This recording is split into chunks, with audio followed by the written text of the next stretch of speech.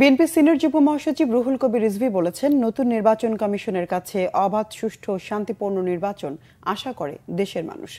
দুপুরে নাটোরের আলাইপুরে বিএনপির অস্থায়ী কার্যালয়ে সংবাদ সম্মেলনে তিনি এ প্রত্যাশার কথা জানান। রিজভী আরও বলেন, নির্বাচন কমিশন হচ্ছে একটা স্বাধীন ও সাংবিধানিক সংস্থা। তাদের নিজস্ব ক্ষমতা আছে। নির্বাহী বিভাগ যদি তাদের কোনো অন্যায় আদেশ করে তা না শোনার অধিকার তাদের আছে। রিজভী অভিযোগ করেন, শেখ হাসিনা বেছে বেছে এমন লোকদের দিয়ে কমিশন গঠন করতেন যারা হাসিনার কৃতদাস হিসেবে কাজ করতেন।